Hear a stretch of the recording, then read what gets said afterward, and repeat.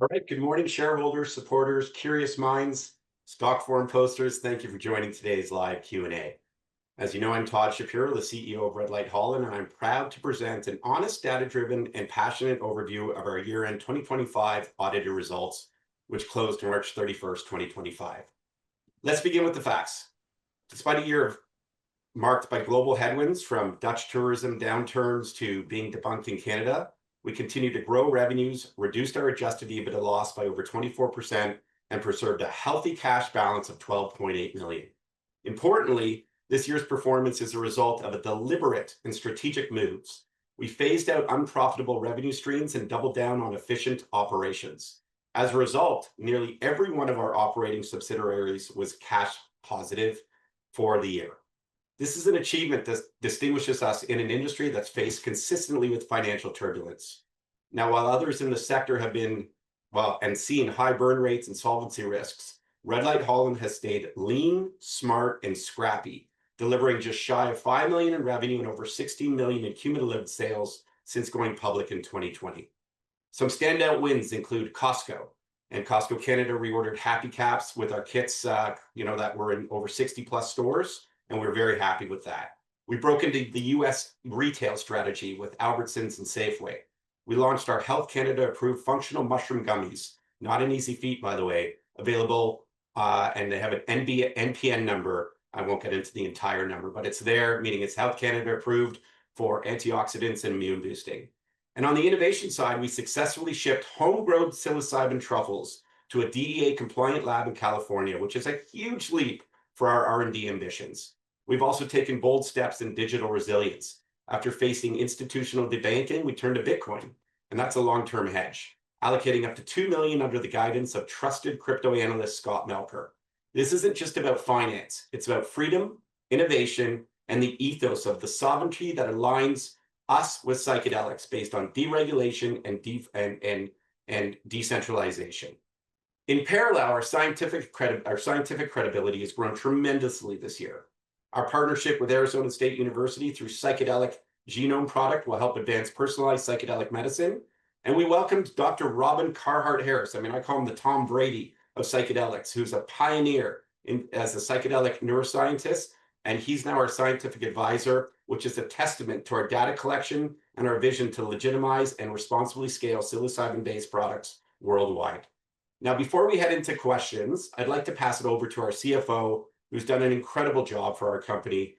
He's come on now as our permanent CFO, and as well with the help of our controller, Leah Terlaro, Keith Lee. And he's going to walk you through some of the high-level financial results that we just published a couple of days ago. Keith, over to you. Thank you.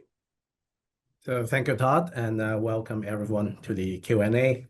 So to begin with, I'll walk through some financial numbers for fiscal year ending March 31st, 2025 and 2024.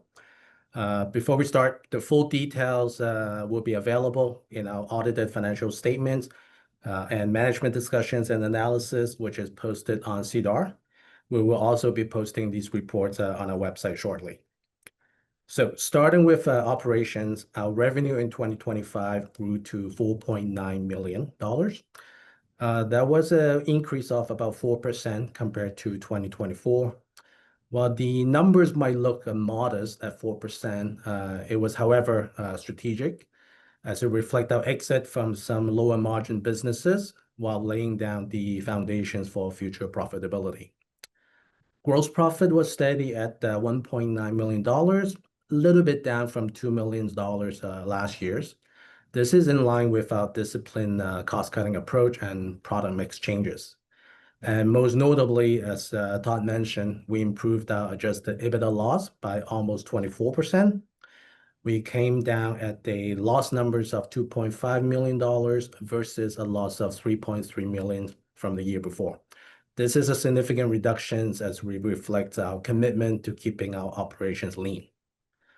In terms of financial positions, we continue to maintain a strong and healthy balance sheet. Our total cash positions at the end of the year was $12.8 million, down from $14.4 million from a year ago. This decrease in cash was being driven primarily by new investments made into product development, along with strategic initiatives. Our total asset, that number closed at 21.2 million at the end of the year, down from 24.1 million. This is largely due to some non-recurring adjustments and also calculated write-downs in certain non-core areas. Additionally, our cost-cutting approach is paying off.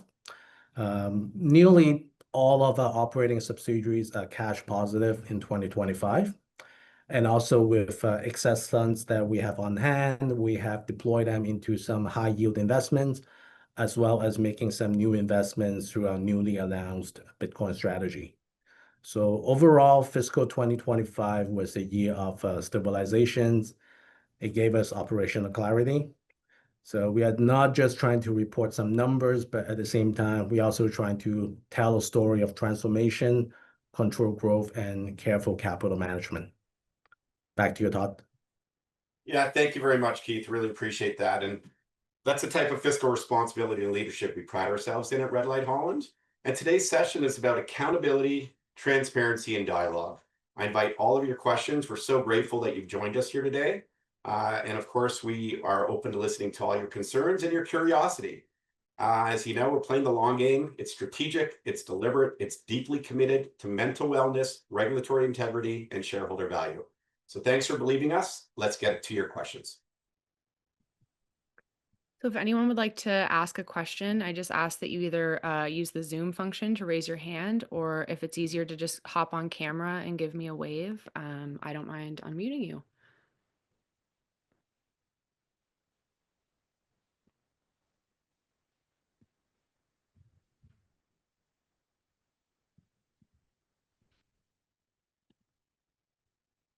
Any questions yet? Yeah, we got Adam, it looks like.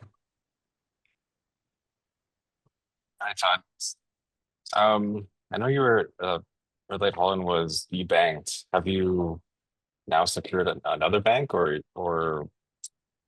what's the update on that? Yeah, we updated it in the MD&A, and yeah, we're really strong with banking now in terms of day-to-day operations. So there's some great modern online platforms that help with things like payroll and wire payments, and essentially, what a bank does, except that there's no physical bank. It's all online. So we've set up a really good system. We also work with a credit union. So we put in an allotted amount into a credit union that will be insured and backed by the Canadian government. So a certain amount per transfer if we need immediate funds. And in terms of AEM, not on the Peterborough side, but the AEM New Brunswick side, we did reestablish a smaller relationship for day-to-day with TD. But when it came to lending and potential construction loans, there wasn't one of the top tier banks that would approve, as you know, and we'll get into it, I'm sure, the farm build in Peterborough. And that was just purely not based on budgets or the forward-looking economic outlook. It purely had to do with reputational risk because we touched psilocybin in a legal market in the Netherlands. But day-to-day banking is getting, and I might add actually, which is kind of ironic, banking in the Netherlands is quite stable. So we've done a good job in the Netherlands to work with some top tier banks over there.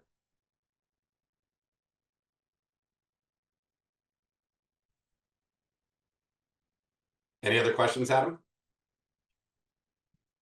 Yeah, Maggie, just unmute if you wouldn't mind.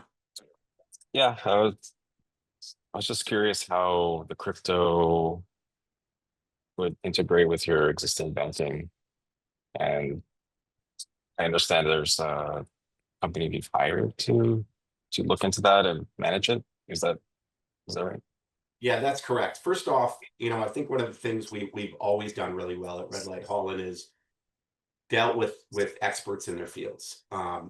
This isn't just sort of like a management down decision. This is, hey, let's work with people who know a heck of a lot more than we know. We always like to be coached. So when it comes to Bitcoin, it can be a bit risky, as we know, and a bit volatile.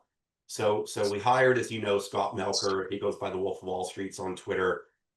Really popular individual in the crypto space. And he's also he's not just your typical crypto bro column.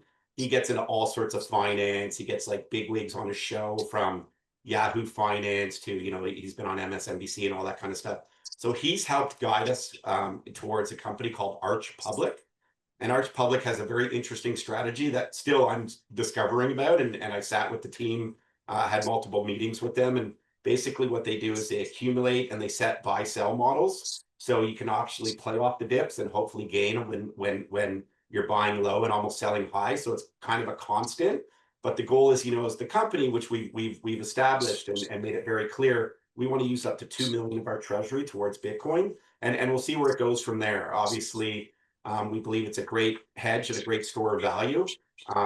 Bitcoin, I've been involved in Bitcoin, by the way, for about 10, 15 years. So I do know a lot about it as well. It's interesting. It feels, even though the price is higher now than say it was a couple of years ago, it feels safer with the BlackRocks getting involved with, the big institutions now talking about it. I mean, listen, look at the Trump admin talking about it nonstop. So we feel like it's a really good opportunity for our company. And most importantly, we feel the ethos really connects. We were debanked. We believe in, like I said, deregulation and decentralization, and that ethos of personal sovereignty, where we crave mental freedom and wellness freedom. If you think about what we're trying to do here as a company, we want people to have the right to try psychedelics, and the access is something that we continue to advocate for, and that's still the core business. But when it comes to the Bitcoin balance sheet strategy, that aligns. And this crypto psychedelic community, it's huge. Actually, it's kind of funny. Christian Agemeyer, who's the CEO of Atai, he even tweeted about the same ethos that I've been talking about over the last 3 weeks. I'm sure he saw it from me first.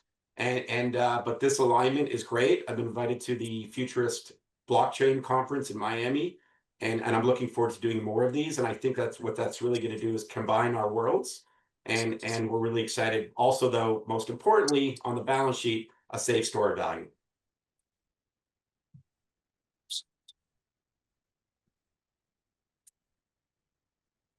Got more questions if you want them.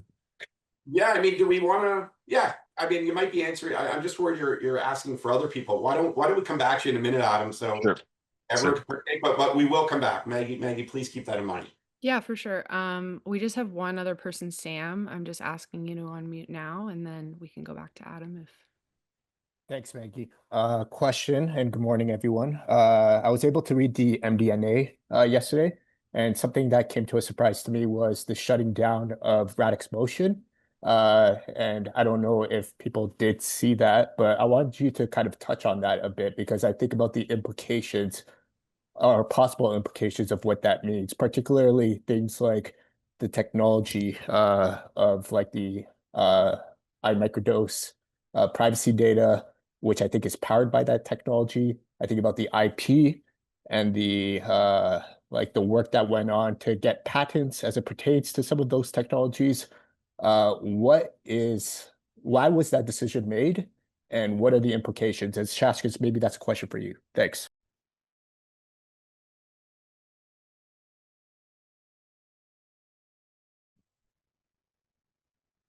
Yeah, Todd, I think I just need you to unmute from your end there. Yeah, okay, sorry. I was having trouble unmuting. It's a great question. We'll let Shashkas answer the back end of it, but part of the decision making is a lot of cost savings. So we can incorporate a lot of what we've done with Radix into our existing business. And what happens is it ends up saving a lot on audits, reevaluations. We've already had the write down on Radix, but you have to get US lawyers when it comes to the audit time. So part of streamlining and part of looking at as our chase to profitability exists, and as you've seen, are reducing our burn, we're looking at every way we can save costs. When it comes to the technical stuff in terms of the IP and everything we do in terms of the technical side, and Sarah being our Chief Technology Officer, I'd love for her to answer.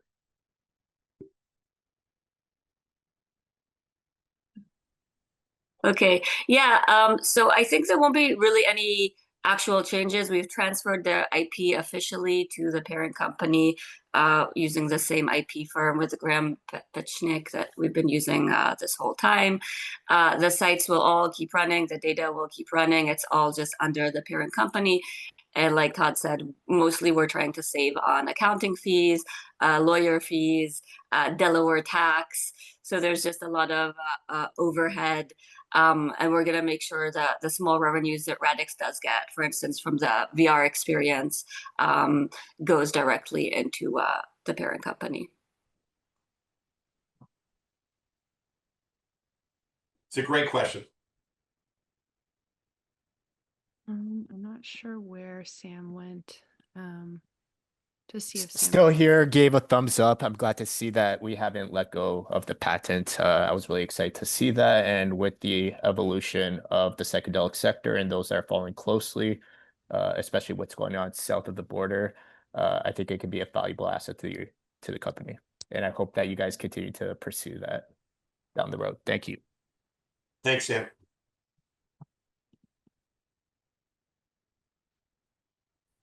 If no one has any other questions, Adam, we can go back to you if that's great. I think you're still there. Sure. Just on the follow-up question to the new crypto strategy. Just looking at not debanking, but is there a concern that the holder, if anyone's holding the crypto for you, that they are a risk? And has that been addressed or researched? Yeah, great question in terms of having a custodian and a proper exchange. So we will divulge that plan in the coming weeks, actually, through Arch Public. I would say that the risks are completely mitigated these days. I mean, I think the days of hacking, stealing are really few and far between. It is a valid point, and it comes with some risks in Bitcoin. With that being said, the partnerships that we have with Arch Public and with Scott Melker, we're absolutely doing it as safe as anyone on the planet can do it. Put it that way. There will be no other safer measures, and we'll divulge. And I think people will understand that safety concern in terms of protecting the capital that you do put into Bitcoin when that announcement comes out soon. Okay. And has any other debanking risks been resolved, like backups put in place for any other risks like that? Numerous different banks now, so we think we have a really good system that's working for us. Yeah, we're always doing outreach. People are actually reaching out to us a lot too. It's amazing how far the press release is. But and Keith, I could send that over to Keith too. But as far as I know, we're right now in a good position. Where we're not in a good position is for lending for capital in terms of doing a construction loan. That's been proven to be very difficult. But Keith, why don't you maybe help answer Adam in terms of the actual banking situation? Yeah, so Adam, in terms of the banking situations, we have gone back and reestablished banking relationships. Like Todd mentioned, AEM Farms, we move on from RBC, move to TD. We also set up new accounts with the credit union that he mentioned. We also have like online platforms which facilitate making payments for payroll, paying bill for suppliers. So as far as I'm concerned, yeah, there are no issues in terms of the banking situation.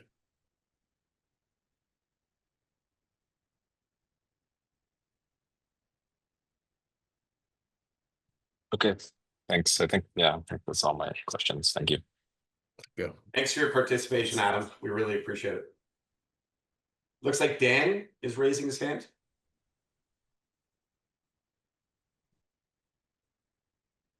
Yeah, hi.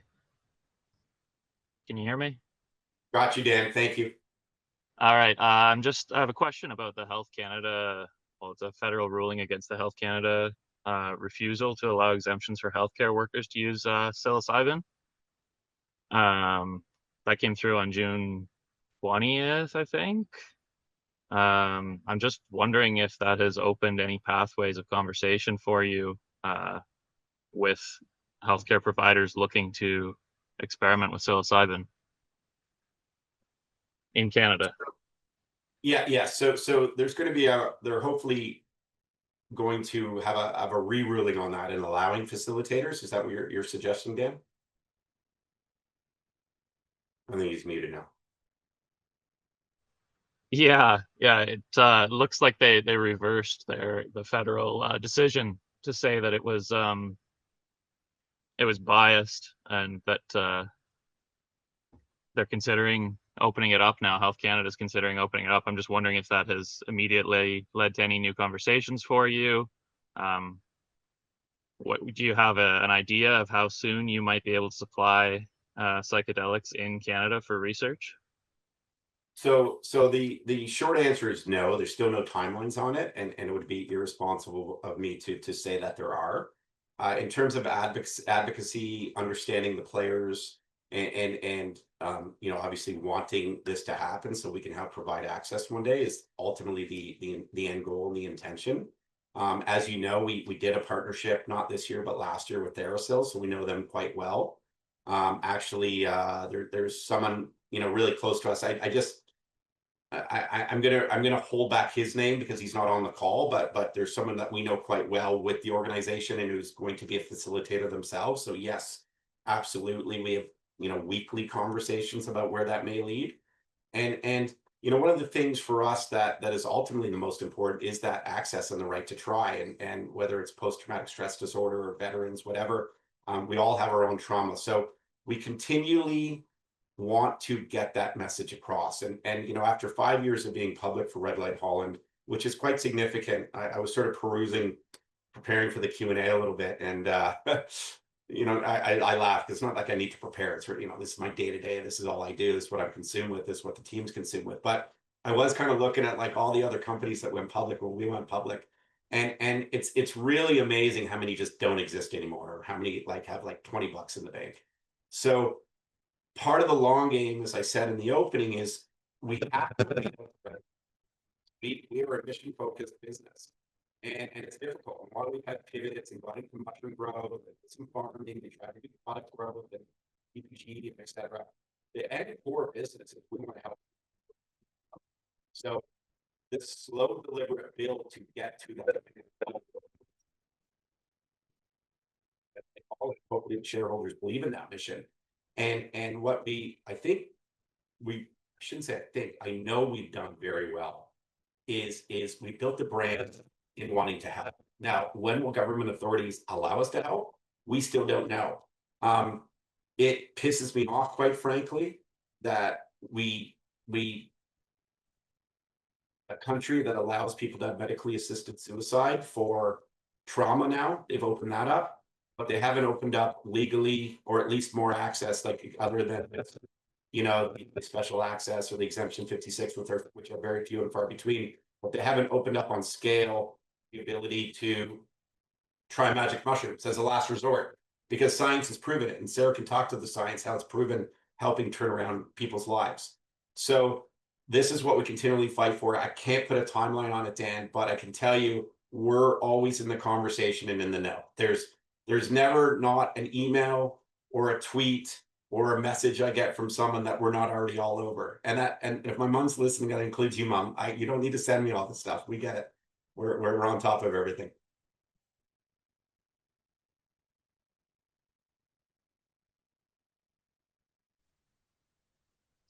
Thanks so much. That's great information. You know, and maybe Sarah, Dan, I'll interrupt. Sorry, but maybe Sarah can just jump in and talk about, you know, those slow baby steps that we've done with Seacrest, and maybe it's a good segue for her to explain what we're starting to do with Urban Labs in California, the FDA compliant and DEA approved lab, because I mean, honestly, that I always got to be careful of language and everything, but that's groundbreaking. We've done all the research. We don't think anyone in the world shipped naturally occurring psilocybin from the Netherlands over into the USA. You know, with a DEA quota filled with, you know, they're a pretty strict country when it comes to this stuff, and they're allowing us to get it through their borders. And what the ultimate plan is for there, and especially with a great love or hate this administration. I always say you got to love them when it comes to psychedelics, because they're absolutely putting it in people's faces. So maybe Sarah, you can add to that a little bit too. Yeah, that's a big part of providing access, is having a product that will fit in with whatever regulations. And that's where, you know, Seacrest, we're still very close to them. They did an amazing job, but their license did not really allow them to export or to sell directly to patients or provide to patients. And that's why we took the data that they created, and we found a lab in the US that has that ability legally. So yeah, I think that was a really, really big milestone, like Todd said. So much bureaucracy. I really hope the next shipment will be, easier, but it was the first time. So we had the lab talking to the DA agents to make sure that everything, every single line, every lock on the door, everything is compliant. And then we were talking to the custom agents, which had never seen anything like this before, because from the Netherlands, it's an agricultural product, but in the US, it's a Schedule 1 drug. So we were very, very excited that it all went extremely smoothly at the end when we pressed the trigger. And now we have the ability to work with a lab that can manufacture and export, which is the important part for us, and provide products to both clinical trials, maybe in the future in Canada. And there's a lot of other markets, I think, that are opening, and I hope that will, maybe give Canada a bit of a kick in the, behind, to help them move forward, because it is a little bit sad to see that it's so easy to get access on the street in a non-regulated way to substances that are not tested. You don't know the quantity, the dose, what's actually fully in them, when we have the possibility to make something that is dosed, that is exact, that we know the shelf life, and we really want to get that into the hands of people. Yeah, let me just add to that. That's such a great point you make, and I kind of say this year after year during these Q&As, and we're so grateful you all joined. I hope everyone has a question, to be honest, because as you know, I'm candid, I'm talkative, and we're transparent, and when it comes to consumer demand, it's proven to be there. If you just even look at things like alcohol decline in sales, non-alc sales are going up. And when it comes back to the magic mushrooms, consumer demand, while there's not pure data out there, other than probably what we have in the Netherlands, it's everywhere. Or Oregon, right? We did or Oregon. Yeah, we you got did some great some data. research in Oregon also. Yeah, so there's definitely demand. Yeah. And in Canada, it drives us nuts that you see these stores, they're popping up everywhere. And I know you probably heard this out of my mouth, but if you're a new shareholder or someone who hasn't tuned in before, it's devastating. I mean, people are walking in, getting product. There's very few, hurdles or objectives or anything that's getting in their way. And then you can buy it online. Canada Post, our public Canadian postal service, ships it right to your door. But the company who pays its audits, who pays its lawyers for lawyers' opinions, who has to pay listing fees, all the capital costs that are associated with our business that are quite steep, to be honest. And that's one of the things you can see on the financial statements where the businesses are doing pretty good. It's the public costs, because we want to be the one that changes the regulatory bodies and influence that. And we're self-regulatory, we have great corporate governance, and we've proven that legally. And it really disgusts me that there's a path that's done illegally. And we call ourselves the outliers, but they're the outlaws. And I'd rather be the outliers, but it takes time to get ahead of that that curve. And that's again what we're talking about when we're streamlining and focused on sustainability, because our horse in the race is so strong for those hopeful changes that we believe we've grown one of the greatest companies in the naturally occurring retail space of access to psychedelics. And we really don't think anybody's done it quite as well as we have in the entire world. So this is the stuff we're so proud of as a team. And behind the scenes, I hope all shareholders understand our fight for it all, the hurdles and the headaches that we go through. Sarah just mentioned a few of them in terms of just getting product over the border. Just because you see a press release, trust me, we're sitting there on pins and needles before it gets there to make sure it gets there. And Sarah's like getting up all hours of the morning and making sure everything's on par and working out. So this is the end goal still. And the more advocacy we have from even shareholders, right? Your government officials, like if you're using magic mushrooms and you want to know what's in it, if you want to know dosages, if you want to know contraindications, if you want to know obviously that it's legal, we implore everybody to fight the fight with us, because that's how you make change. And we want to make change together because we're all on one big team here.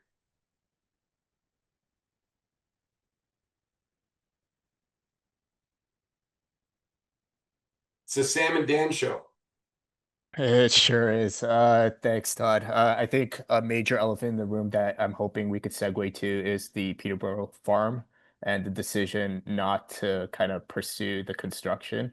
I know debanking was a major catalyst for that decision, but it gets me thinking around the path of profitability and the numbers that were shared and forecast. I think keyword is forecast, and you were very clear that it was a forecast projection.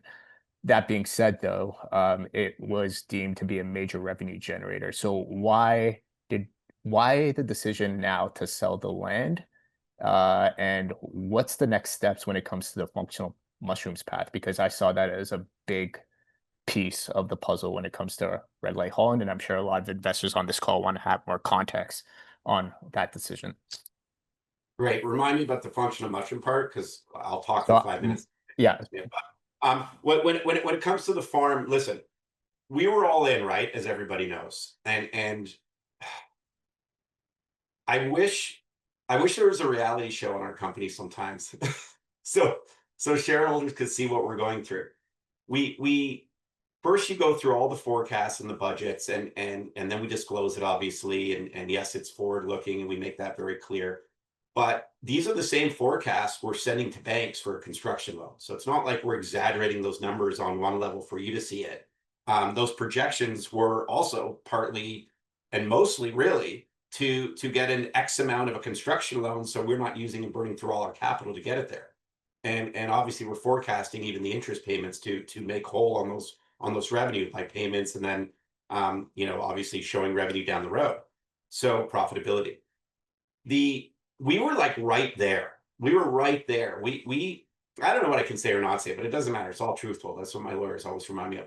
We got approved to get the loan. We were like fist pumping, back scene. Like we were ready to go. We as you remember, we started announcing that we signed a Polish company to help start doing the build. And then when it went through compliance, when we got approval on the loan, and then it went through compliance, and it's some guy sitting in his like 30th store, downtown building, not caring about farming necessarily, not caring about psychedelics, but just putting a big red flag like, whoa, they're involved in psychedelics. We can't give them that loan. We're again devastated, because that was the full intention. So then we go to other tier 1 banks, we go to other lenders, and next thing you know, it's just not moving. So here we are sitting on a great piece of property. We started road work on it. We have like these tremendous state-of-the-art plans, and we're sitting on it, frustrated as hell, to be honest. So when you start to figure out what to do, how to pivot, as opposed to just going, we can't fund it with our own capital, because then the company will run out of money, and that can't be the core business, just a mushroom farm. What are we going to do here? So you start talking to groups. Are you interested? Are you not interested? Those are very loosely based conversations. But in the last few weeks, there's been a group that's come to us and said, and we put it in the MD&A as well, like we put a number there about 2.5, 2.6 million. That's kind of this loosely based conversational number we're having of someone taking over everything. And to us, what does that do? That basically covers all our costs up at this point, putting it into the farmland plans, etc. So you kind of make whole on that investment. In a way, it's like parking capital for a few years. And where can we best put that capital moving forward, where we won't have lending partners that won't work with us, and stuff that we can do on our own, like back to functional mushrooms, maybe dedicating a higher advertising budget for DTC or things like this for growth. So I'm actually kind of combining the answers in one. Good for me for remembering both. But it was frustrating. We thought we were over the line. Yes, we ultimately believed that this could be a good business, despite mushroom sales, by the way, being pretty difficult.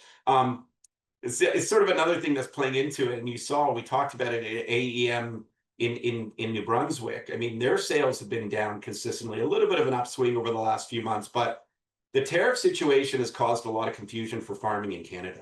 And that's impacting mushroom sales too. And so I think the States is actually really booming. I think Canada is really hurting in terms of disposable income and just families' finances. And things like mushrooms are a bit of a luxury item. Not your white or your browns, but your shiitake, your lion's mane, your oyster. these are luxury items. So, you know, we're also carefully monitoring like where is farming going at this point in time, not as to where we started to talk about it 2 years prior. And it's also a tough business. So I'm not saying it's a blessing in disguise, because I still believe in the mushroom farming business. But I can tell you, if we can somehow get a deal done, because nothing's concrete or material at this point, the board of directors and management believes that's a great opportunity for us to get capital back in the business, to grow, to get to aim to use for a profitable path. I hope that answers your question. I do have a follow-up then. Are you selling the land at a loss? And if so, why the rush to kind of get that back to the treasury? Why not wait until you see the land go back to value, or maybe make a profit out of it? Sam, you know, the problem is it's a bit material at this point. Like it's immaterial because there's no deal in place. But I can't tell you the exact numbers, because that's the materiality of it. With that being said, our end goal is not to lose money on it. And you saw the numbers at that 2.5, 2.6, like that's in our MD&A of what we're conversing on selling it. So we bought the farmland, if I'm correct, it's 1.85 million. So that leaves us that buffer of, you know, call it 600 to 700,000 that we've invested in some of the other stuff. So I believe we're like right on par, but nothing's material there. But we don't want to take a loss. You know, I'm a businessman at the end of the day. So, you know, that's part of the strategy here. Okay, I see Sam gave us a thumbs up, so I'm going to ask Gabriel to unmute and ask the question. I like Gabe. How you doing, Gabe? Hey, doing well, Todd. Good to see you again. And hi, all the rest of the team. Yeah, quick question on the impairment. So I was hoping somebody could kind of go over in layman's terms the CGU impairments for AEM Wellness and Mini Champ. Are you guys seeing a loss of customer, a loss of brand recognition? What's happening with those three? Keith? Okay, so sorry, I was just muting myself. Oh yeah, so let's start with the AEM goodwill. Essentially, we have that 200 close to $300,000 goodwill balance before we start the audit. And on an annual basis, we have to do a test just to see if that goodwill might be impaired or not. So just very high level, the way that we approached it, we did a discounted cash flow model. We presented the numbers to the auditors. Essentially, you know, with the AEM farm in Peterborough not in operations at this point, all the projected numbers that we had last year, you know, we can't really use it. So with that big drop in the DCF numbers, this is kind of the reason we ended up writing down the goodwill for close to $300,000. And then on the AEM farm itself, yeah, we also had a impairment loss of about $250,000. This is kind of related to what Todd was mentioning about. Yeah, we had discussions with people right now about selling the farm. So during the audit, we also have a little appraisal, just for the purpose of audit to see, you know, what exactly the amount that we should be booking that into the financials. So we took kind of an average of the what we think the price we will be selling versus the price that the appraiser came back, average it down, and then yeah, this is kind of the impairment loss or accounting numbers that we booked, you know, just to satisfy the auditors. But again, you know, we do expect the sale to go through at the 2.5, 2.6. So once that materializes, yeah, we are going to reverse that impairment loss, and that should bring us back to break even. And just to be clear, it's not a definitive agreement at any point. Like, we're in high level discussions with the group. But I think we're feeling quite confident that would be a sale. And I think, Keith, that's a great point you make in terms of coming back on the impairment if we get what we think we should get for it. Does anyone want to comment on that in terms of, if you were management, your strategy? Like, do you like that idea? Do you not like that idea? Do you think we should have stuck trying to find, like, you know, we're, like I said about transparency, I'd love to hear someone's thoughts on it. If we could put a pin in that. I have another follow-up related to the AEM revenue figure. So it seems like gourmet mushrooms are on the decline. Has there been any discussion about pivoting to some of the more common varieties that might be a little bit more affordable and might have, I don't know, more consistency in the sales? No, none. Okay. We know partners quite well on that side too. Listen, mushrooms have proven to be a tough go at it the last year. You know what it is, which it wasn't before. And again, I'm new to mushroom farming and learning about the mushroom farming business. When I say new, like 3-4 years. Historically, there was a little bit less competition and there was also less volatility. And what you're seeing now is like a lot of micro farmers pop up. By the way, they usually don't have sustainability. Like there's another mushroom company, candidly, we were looking at buying. We're on the brink of buying them, smaller. They're in grocery stores, and we even met with their head buyer at one of the big grocery stores to ensure that would be a channel they'd still be in.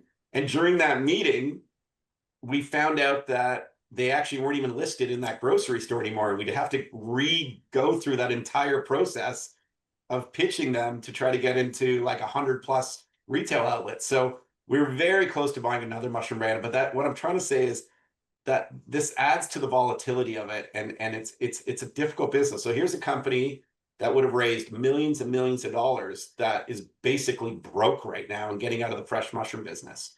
So we were going to buy it for pennies on the dollar, but without sales, what was the point of just adding to their burn? So, we're learning a lot about this time and period in Canada specifically. Farming is difficult in Canada right now. Unless you're like the real big time farmers, it's tough to disrupt. And while you think you're disrupting small pieces at a time, because there's these micro farmers that kind of are doing it, we're not seeing any sustainability for these smaller farms to last. Gotcha. Thanks for your response and time, all.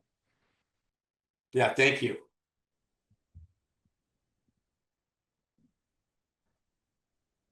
Alan again? I don't say that negatively. It's Al Kester. How you doing today? Hey, good. How are you? Hey, doing great. Thanks for taking my call.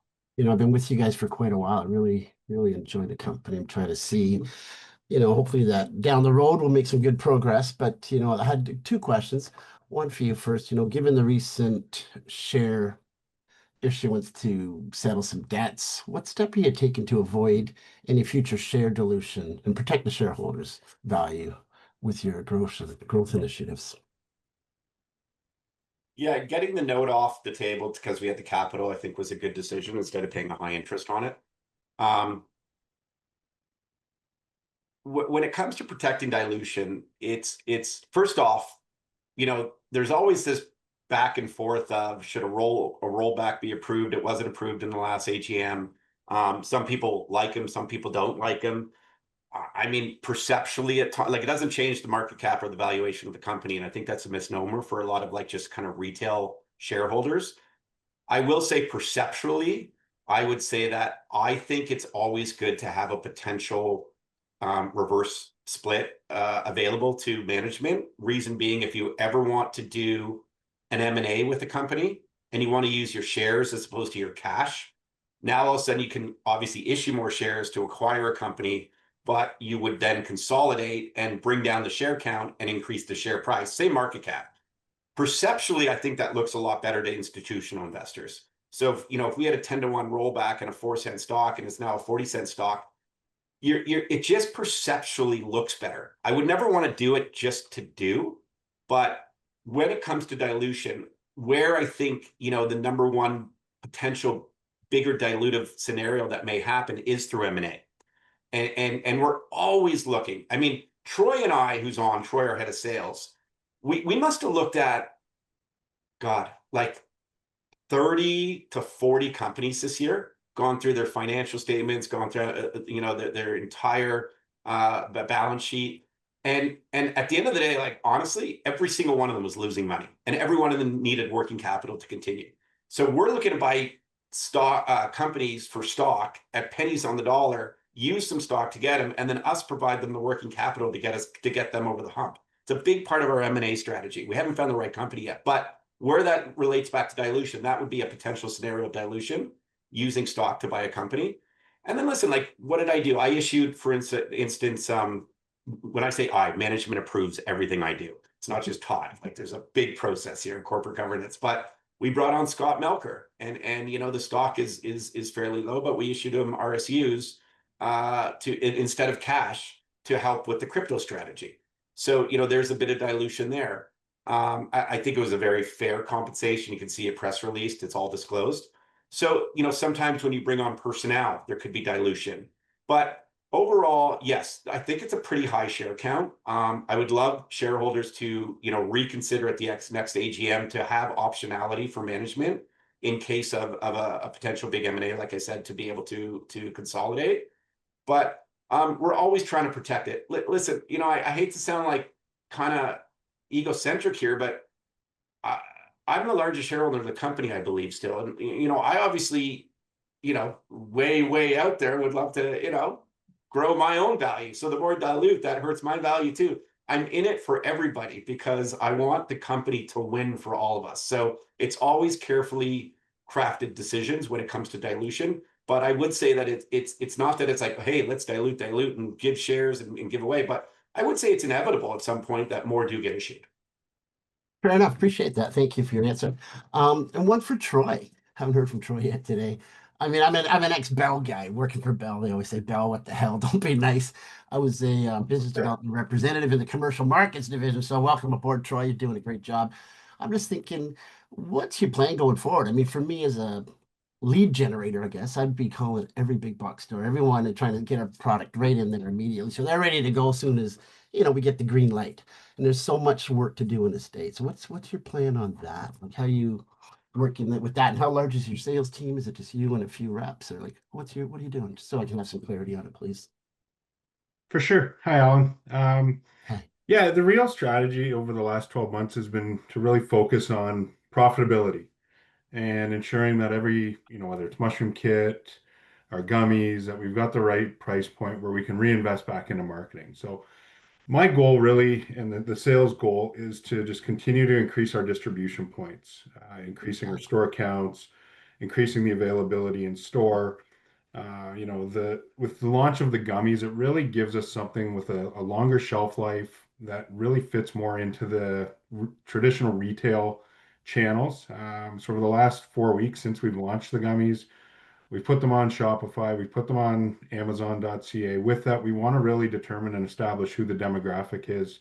And then with that, you know, work hand in hand with Todd to develop a marketing strategy that's going to, you know, maximize your ROI on spend.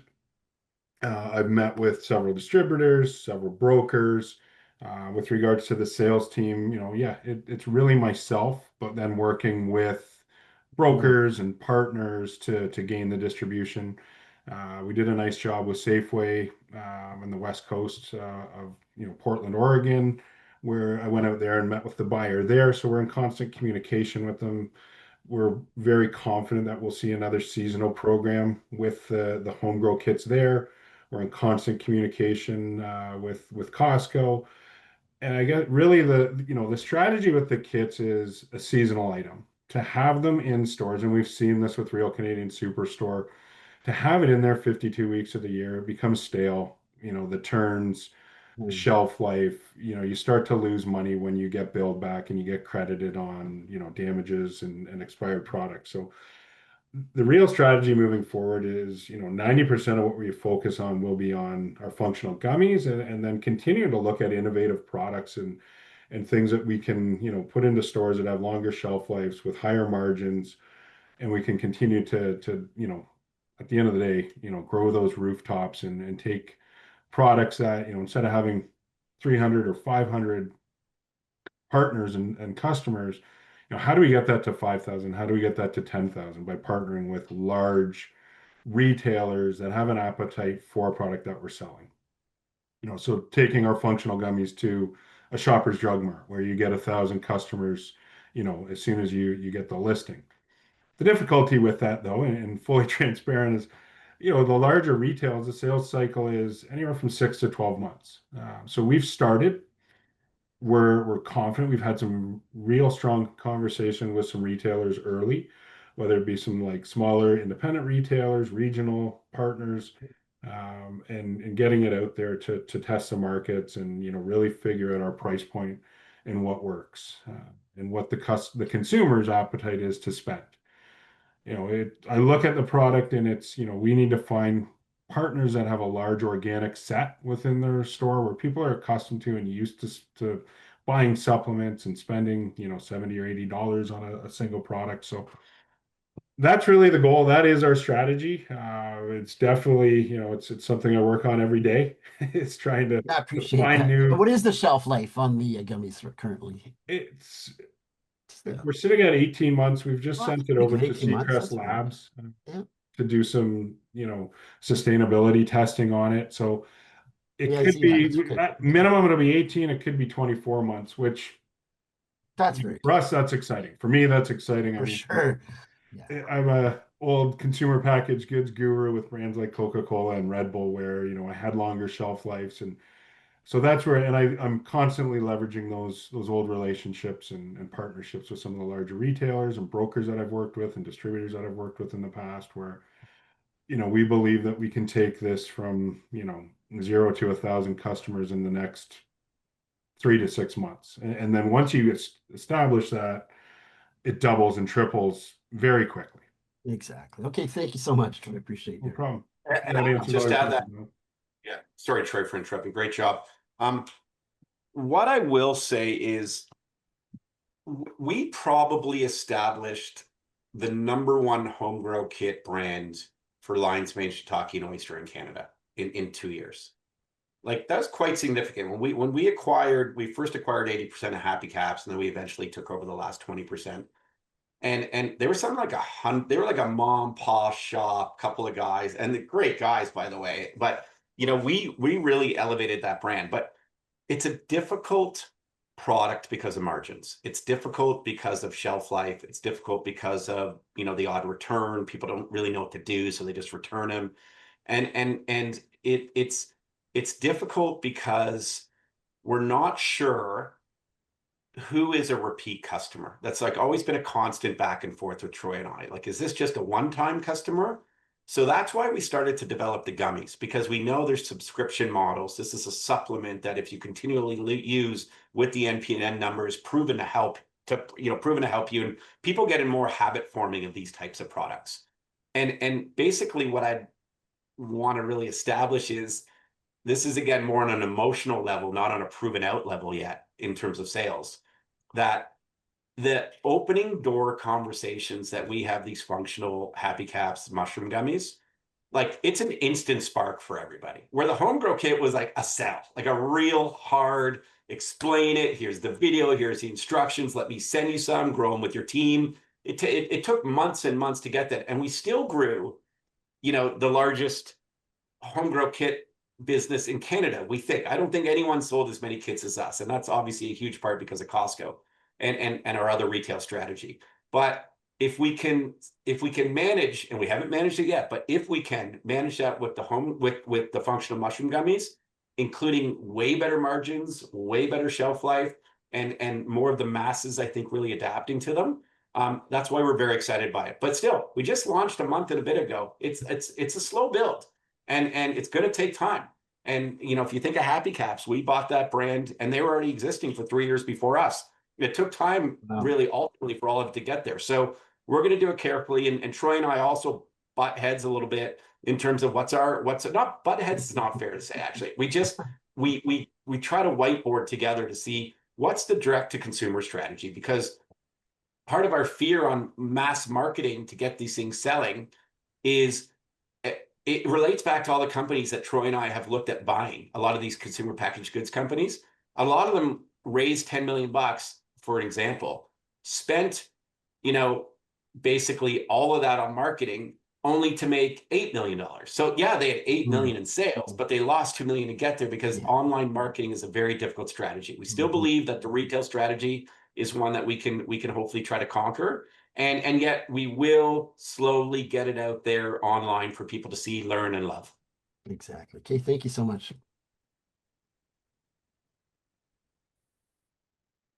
Banana Man. I'm nervous by this name. Hey, can you hear me? We got you, man. I'm just wondering, is Bruce Linton still involved in this operation? Absolutely.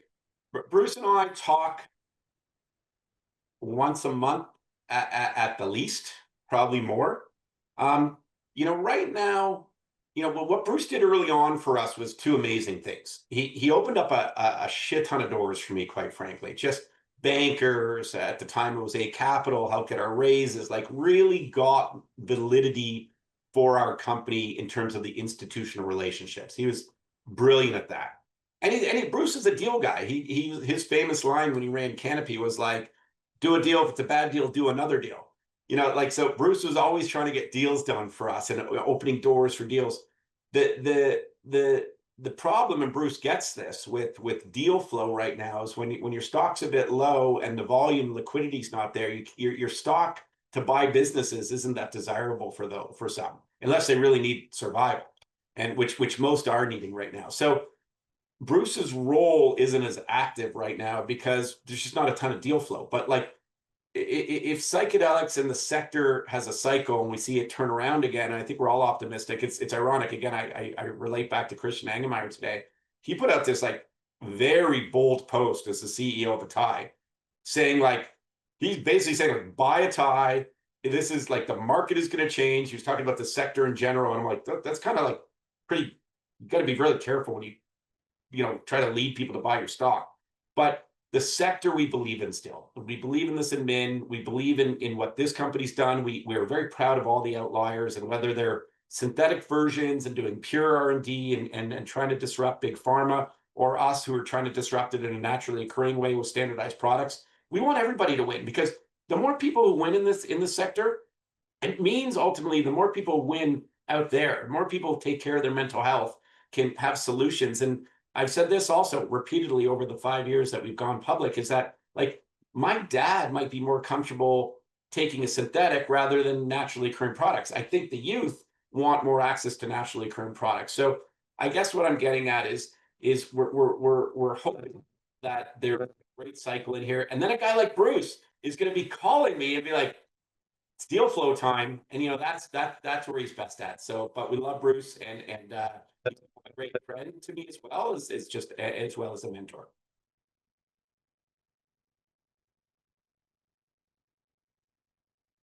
Just a follow. Mr. Caps, is that over? It's not over. This is where it stands. We present them still as when Troy goes out, he goes, look, we got this brand Happy Caps, or we got this brand Mr. Cap. And essentially inside of it is the exact same thing. And a lot of retailers and customers gravitated towards Happy Caps more than Mr. Caps. Did we get the support we wanted out of the gate? In hindsight, probably not. I don't want to throw anyone on the bus here, but it probably wasn't as strong as we imagined it to be. And the other problem with Mr. Caps is, and again, it's not dead in the water, because who knows? There might be a huge retailer one day that goes, oh my God, I love these little characters. Kids are going to love how to grow mushrooms. Let's get it out there. Maybe that's a thing. But we also, candidly have some inventory that's sitting there that we would like to be able to use, inventory in terms of boxes and spray bottles. So it's not dead, but the Happy Caps is even better margins too, because then there's a royalty that you would have to pay that team. So you lose a bit of margin in that spread as well. So the genuine, authentic Happy Caps growing better than it isn't necessarily terrible for the company and the shareholders. With that being said, it's not dead, but we haven't had that excitement that I'm accountable here, by the way. I thought Mr. Caps was going to be huge. I love the branding. It's the same product that's been proven. So, part of it is like, I hope there is someone that looks at, if Troy presents it to them, we're like, yeah, you know what? This is the one we want to order 15,000 kits of, and then here we go.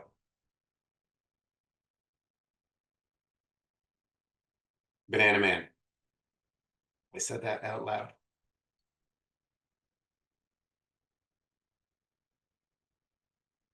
Maggie, I think you have to unmute him. Todd, I believe he gave us a thumbs up and then lowered his hand. Oh, Does anyone okay. need questions?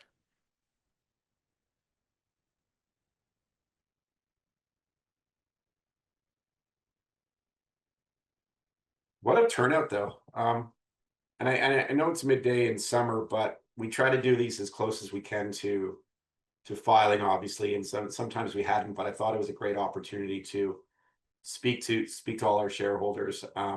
Really close to financials this time. Anyone else? I would love a couple more questions. We've dedicated this amount of time. Let's go for a little bit more. Okay, Adam again. Yeah, I got one more. Cannabis has, 420 rallies and this, that kind of grassroots advocacy. What does Magic Mushrooms have, or what can Red Light Holland do to feed the fuel, feed the flame of consumer demand for legalization? Yeah, it's a good question. So I know they have like Bicycle Day, they have World Psychedelics Day, which ironically is on my birthday on like June 20th, 6/20, not 4/20. Sarah early on was really, really instrumental in us getting to know a lot of these different advocacy groups and call it like these rally groups of people who believe in the sector and the ones who go to Burning Man and the ones who go to Costa Rica for the retreats and things like this, and really interesting people. And the constant difficulty for me is, at what point do we just use capital for advocacy and promotion, but then burn the capital because you can't commercialize it on in the end? And Sarah, what was that one group, Fireside, that app where it was all about responsible use? What were they called again? Yeah, Fireside was it still is a support group in California. And, I'm still doing that. I'm here in California again. I'm meeting with the Psychedelic Church in Oakland on Saturday, which they have successfully decriminalized. So I think what we're trying to do is learn from these grassroots, see if there's ways, like maybe they're interested in our Wisdom VR or lamps for like educational and responsible use policies, the microdosing app. We have a lot of interesting technologies that I think would be great if got out in decriminalized legal places where we can't sell because they're just decriminalized, but we can bring technology and education and information. And yeah, constantly talking to where things are moving.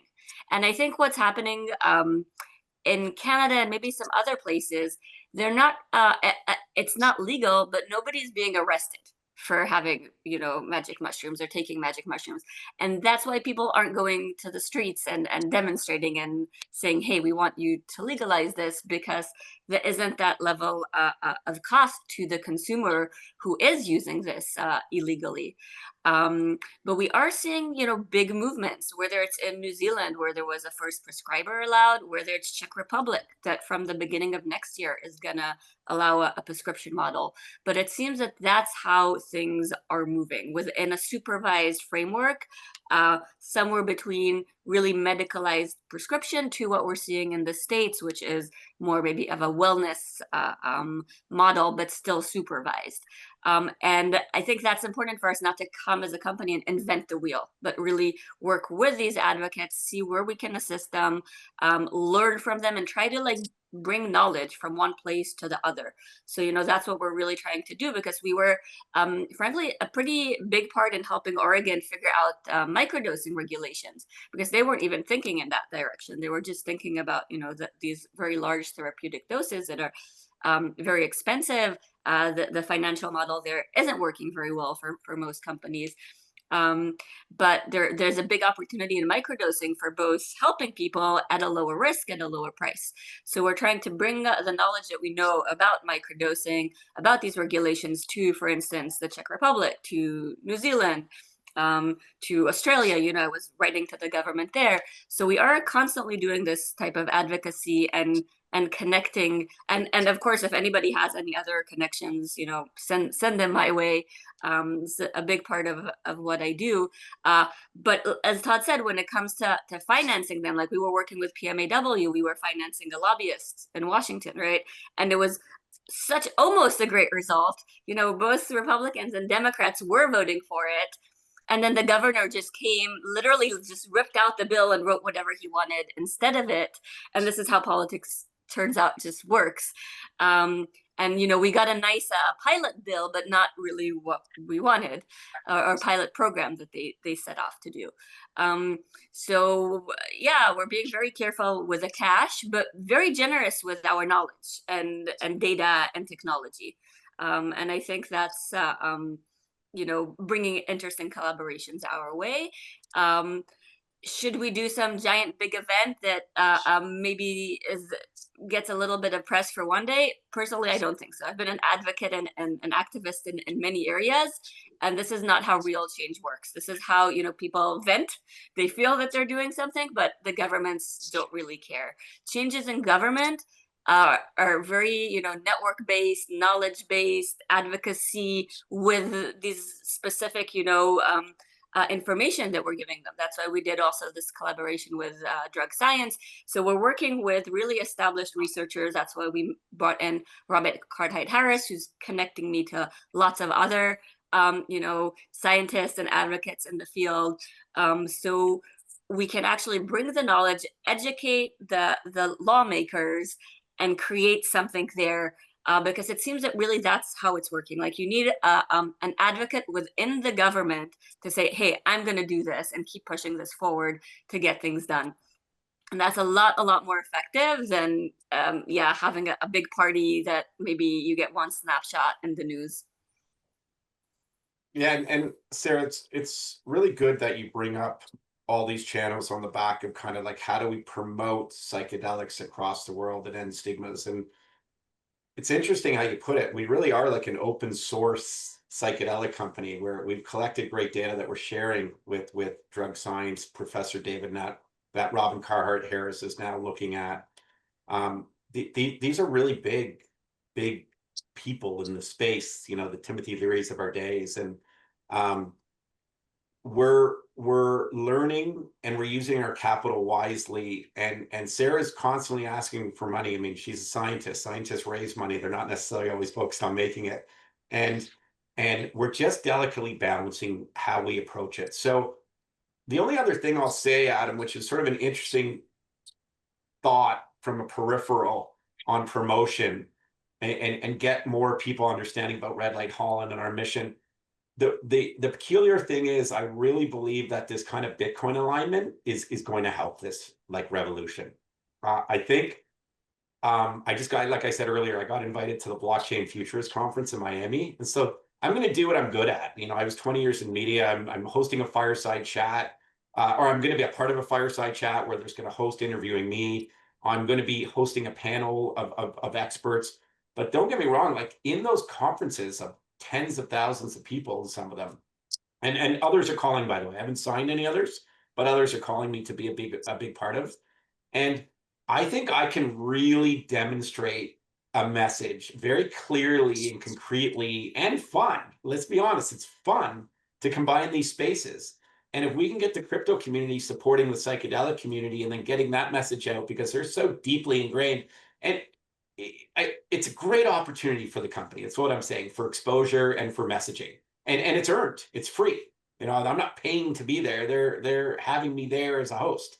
So that, I think this is a really great opportunity. And I'm going to relate it back to the shareholders of the company for 1 second. It's sort of opened up as my my long-winded mind takes over and just blurts out whatever it thinks as I speak and think at the same time. I think it's one of the things that really does frustrate me with those chat forums within our company. And I'm not a guy who's going and fishing through chat forums daily or even monthly. Like maybe once a month is fair. Like I'm going to be honest, I look through them.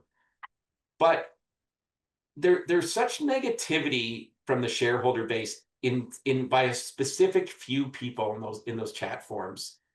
And they don't come to these Q&As. I know I've mentioned it before. They feel like they don't have a platform. They feel like, you know, they'll say, I'll make every excuse in the book for acknowledged failures and maybe, you know, like recent modest growth and all this kind of stuff. But if you think of how community growth works and really what it can do to impact passionate investing, it's the more powerful than any fundamental at the end of the day. And trust me, our head is down on fundamentals. It has to be. You got to grow a business that gets to profitability. We know our job. But if you think of what Tesla investors did early on, or what Bitcoin investors did early on, created these communities of great optimism and great alignment and financial freedom, and in our case, mental freedom, as I said before. I think that's why these chat forums, there's such an opportunity there with the tens of thousands of comments in them for others to get involved on an optimistic level. Yeah, call us out on financials. Call us out on when I make a mistake. That's different. Like, that's the fundamental side of business. But in terms of the optimism, what we see with the Bitcoin community, we can have that in the psychedelic community. And if anything, you're right, Adam, it's a great question, the promotion, ending the stigma of it. How do we get that together? So I implore everyone, call us out on stuff you don't like, on pivots, on the farmland not being built out because of the debanking and the no lending. You know, get upset that Mr. Caps didn't work. We understand that. That's part of being a shareholder. But we're in it for psychedelics, I think, as well.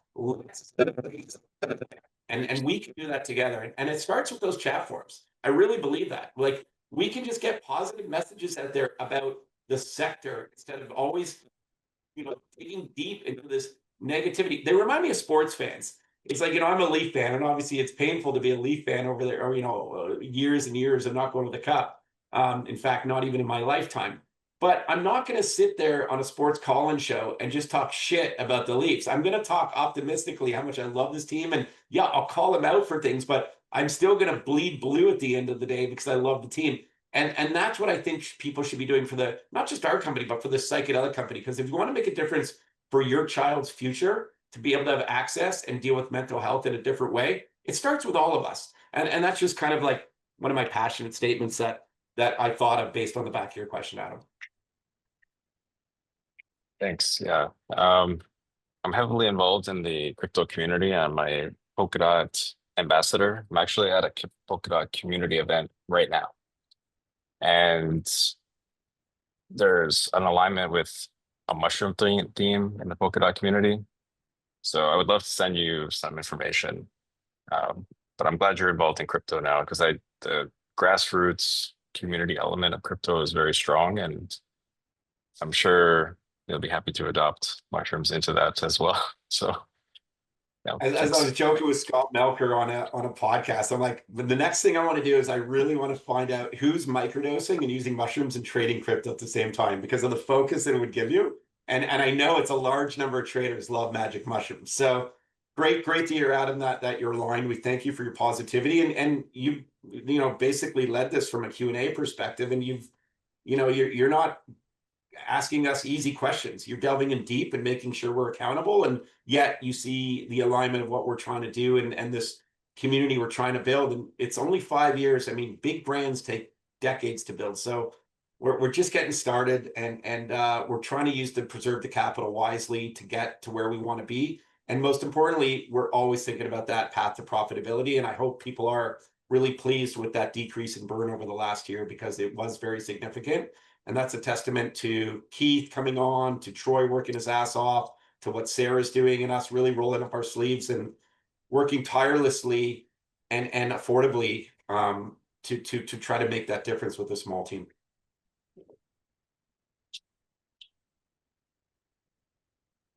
I think Dan's got another question. And Adam, Hey, please send yeah. stuff. Thank you. Yeah, I do.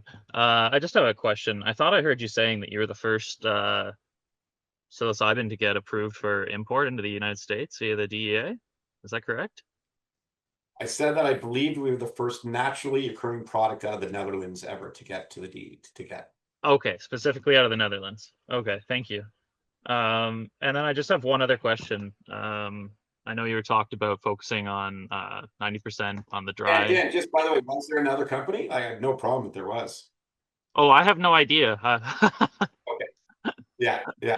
No, and it could be across Europe. Like we've looked, we haven't seen any. So I I've been mean, looking too, so I was yeah, curious. yeah. Like I don't think any others. Like Sarah and I have looked. You know, we do deep dives, Sarah and I together, and obviously, you know, these things like ChatGPT help too. And we haven't seen much. Cool. That's promising. I just have another question about your distribution of functional mushrooms. You're switching to the dried mushrooms for 90% of your focus, I believe, was what you said. Well, they're not dried, Dan, they're not dried. They're supplements. Like they're gummy. They're gummy form. Okay, sorry, moisture reduced. More shelf stable, right?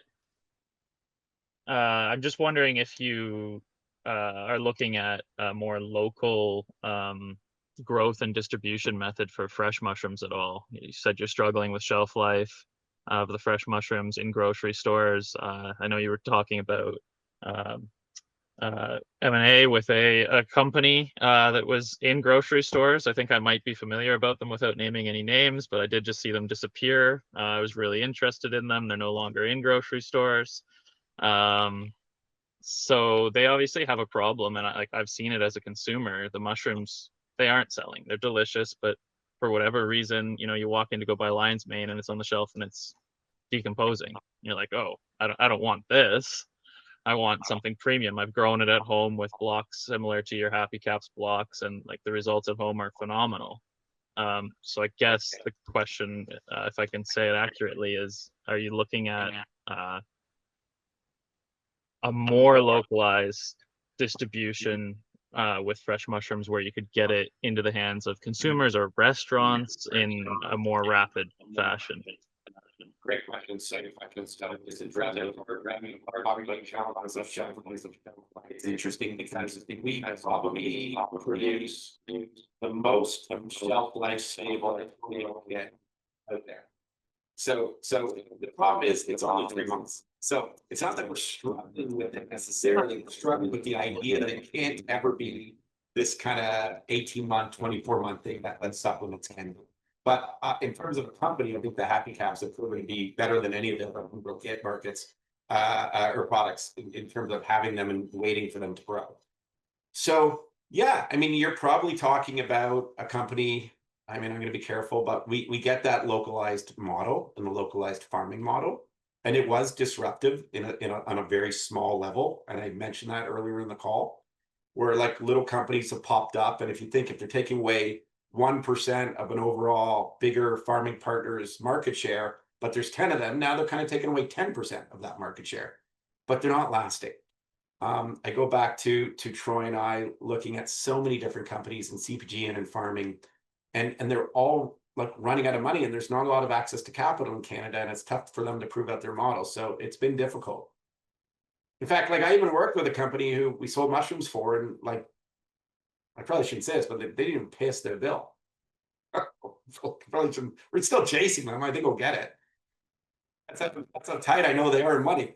So yeah, maybe I say too much, but they are. It's true. So the localized approach is cute, right? It is cute, but is it sustainable? I don't think so. And to credit where credit is due, our partners over at Holborn and FNR, I mean, they have a really big facility, and while the mushroom industry is struggling, they're the ones who can wait out, you know, those market cycles and changes in extra produce sales, because they can just scale better than anybody. So the small ones are cute. If you can grow the brand, I think it's tremendous.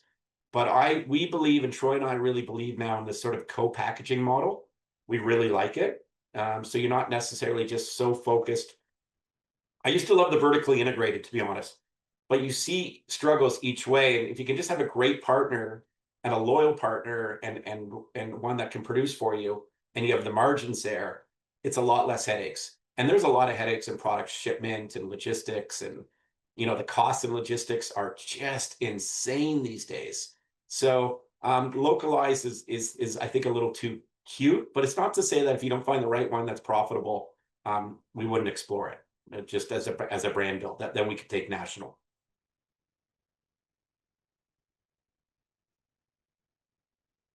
the virtual thumbs up in case others didn't see it. Any other questions? I quite like this.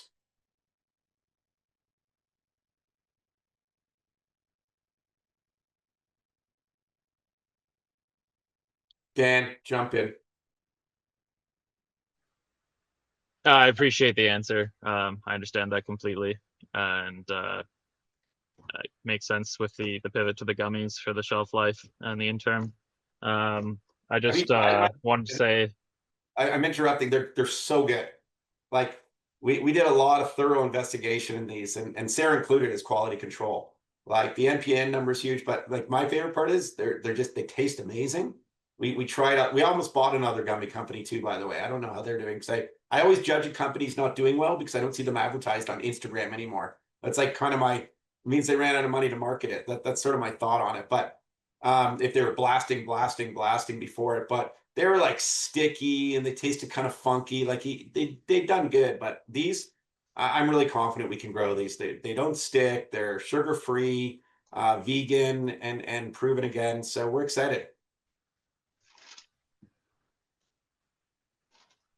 I just wanted to say I'm super excited to hear you talking about the trying to merge the idea space with crypto. I remember you talking about crypto on the radio in the early 2000s, to be honest. And it's kind of full circle for me to, find this company, find you as the CEO, and see you still talking about it and looking to try and merge these ideas. I think it's a really positive direction. So thank you for the insight. No, of course, Dan. Thank you, man.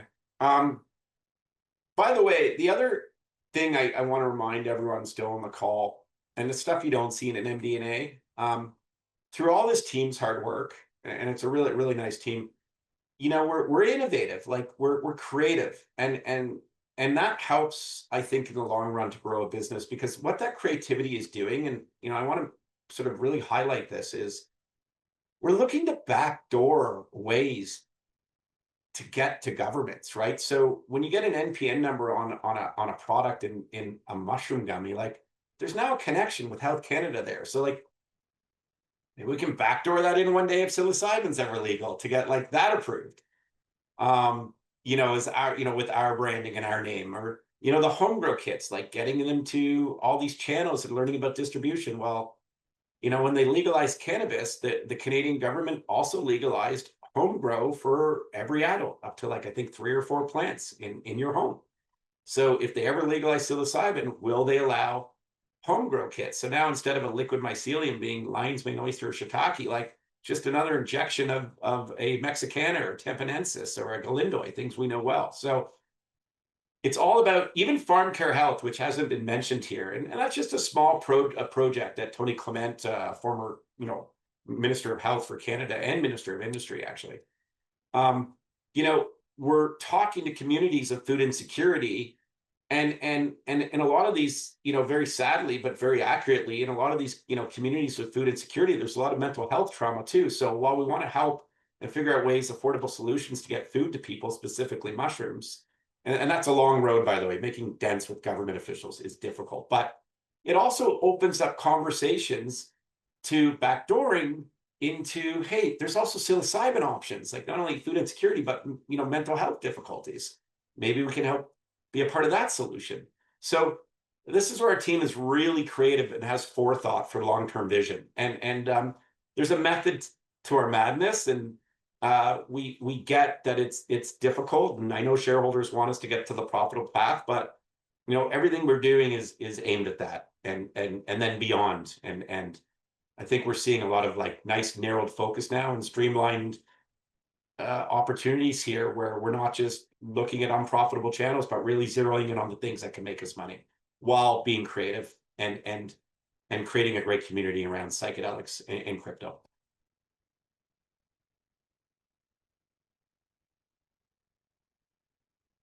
Sounds like an Oscar speech. Like, no worries. Let's see applause. Anyway, I don't know if we have any other questions, but I'll give it about 30 seconds here, and if not, we'll just do some closing thoughts.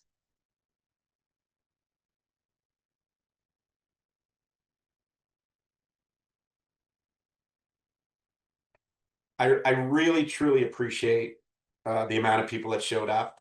We do have thousands and thousands of shareholders still in the company. And I think overall, collectively, we're aligned here and focused. And anytime anyone wants to reach out, I always say this, I probably make myself too accessible, but I'm more than happy to answer an email, set up a call through Maggie. Sarah is a great resource too. She even said it earlier. If you know of anyone in the advocacy side, or maybe you have an aunt who lives in Czechoslovakia and that, knows a government official, like all these things help. And by the way, like maybe Sarah could have delved deeper into all the different areas that are still looking to open up these modern medicinal industries, and Australia, New Zealand, Czech Republic, Oregon, like we're involved in all of them on some level or another. We have people on the ground, but the more the merrier. Anything to help the mission and help us get into those markets. Emerging markets are key. Regulatory changes are key. And in the meantime, we will continue to put our head down and grow our business to the best of our abilities. And I implore all of you to keep helping the community as a passionate investor. I'm not saying you have to always talk about red light, just the community in general of psychedelics. Keep ending the stigma around it, and any advice or communication you want to, or people you want to introduce us to, we're always open to talking to them. And we're very excited for what the next few years have in store. We're seeing great regulatory progress, and we believe as a company we've really aligned ourselves with a great mission here, and we're really excited to continue to grow and do our very best to increase all of your shareholder value. So we thank you so much for your time. I thank you to Keith for coming on. I want to give a really big extra thank you, honestly, to Keith and Leah, who head up our financial team. Audits are a very difficult process for small cap companies. We're not like a Google that has hundreds of staff and can hand off every file. We get audited thoroughly in the Netherlands too. So we have an individual there named Jeffrey who helps with us. So thank you to all. That it's always interesting time for small cap companies, but it obviously proves out our great corporate governance. I want to thank Troy for busting down doors every day and understanding sales cycles take time, but with this new launch, we're excited by it. And Sarah's doing an incredible job on the R&D side, and these relationships with Dr. Robin Harris now, and earlier with this year with Professor David Nutt, and of course Arizona State University, and we're looking towards other great opportunities and affordable R&D, always thinking about long-term commercialization, not just funding projects, but thinking how we can make money from those projects. So the goal is more revenues and keep growing the company as best we can while getting great outreach on many different angles. So thank you very much, and we really look forward to the next one, and I hope you all have a great rest of the summer.